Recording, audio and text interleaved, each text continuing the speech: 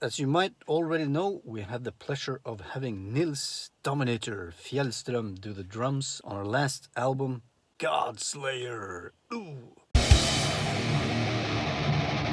And I thought I'd talk a little bit about what Nils did, the things he did right for us to be super happy with the result. And if we need to, we will definitely ask him to come and work for us again.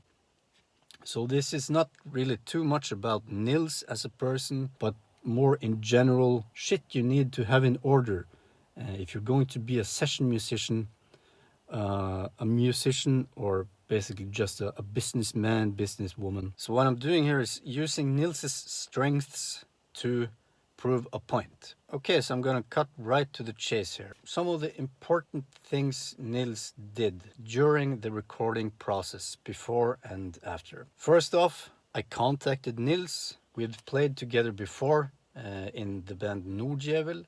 I knew the guy. I know he's a good, nice person and a super good drummer. And I was pretty sure that if I use Nils, the result will be good. There's not really a big chance that he's gonna suck at playing drums suddenly. So I contacted him, asked him, hey, would you be interested in maybe doing the drums for the next album?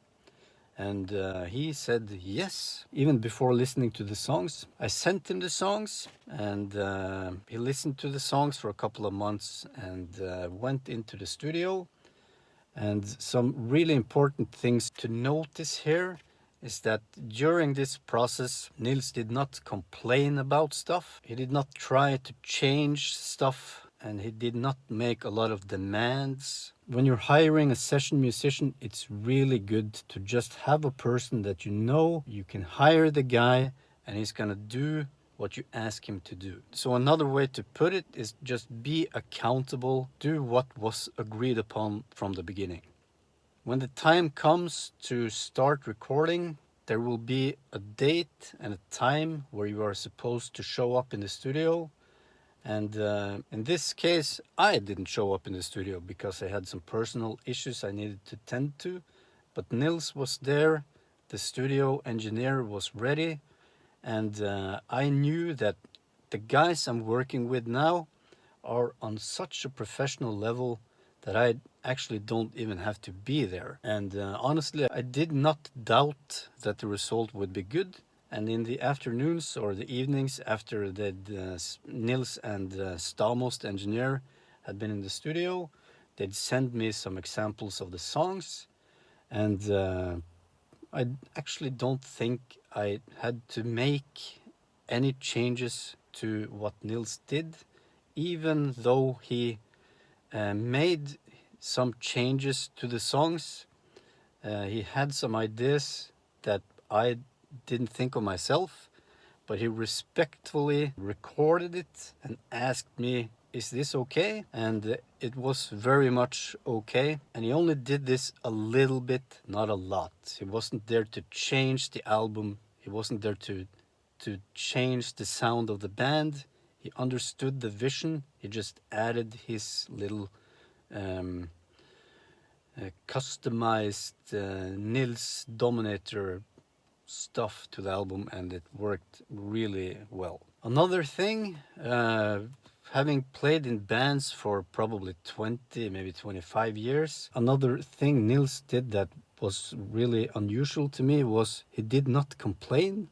He didn't call me 10 times a day. He just recorded the drums while I was tending my own business 1,000 kilometers away from Oslo, where he was. And this was truly impressive to me. The kind of responsibility that he took in that situation. He knew he was good enough to do the job, and he knew beforehand, before going into the studio, he knew what he was supposed to do. He planned ahead, and because of this, there are some killer drum tracks on the Godslayer album. Another drummer might have been in a much more needy situation. He would probably call me, ask, is this okay? Is this okay? Is this okay?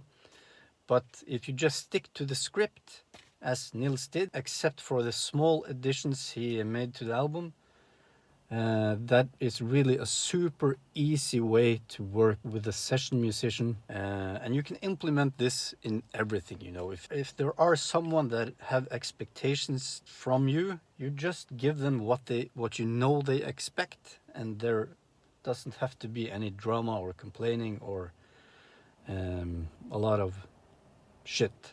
A really good way to explain this is do what is expected of you and more, never less. If you do more in a way that you play even better than expected, that is just fantastic. But if it's the opposite way, you give the impression that you are a good drummer, a good guitar player, but you hide behind editing and shit, that will come back and bite you in the ass. If Nils was not a great drummer, then I would definitely know about it, because the studio engineer and the label and everyone would contact me and say, okay, we have some drum tracks here, but we're not able to use them. It's crap. Never bite over more than you can actually fit in your mouth. If you know the task at hand is above your skill level, just leave it. Rather go home, practice, come back another time when you know that you can deliver the goods and do the job. In the long run, it's much better for you to tell a band, hey, I listened to the songs and I'm actually not going to be able to play this. It's too fast, it's too technical, but I'd love to play with you guys another time. I just need to practice more first. That's going to win you some friends and respect. Do the opposite, it's going to gain you a lot of disrespect. So I guess this video ended up being a lot about accountability and planning, and basically just do what you say you're going to do. Make it easy for the people you're working with to work with you, and they will call you again another time. Don't complain, don't be late, don't be disrespectful, be nice, deliver the goods, and there's no stopping you. All right, thanks for watching. Bye.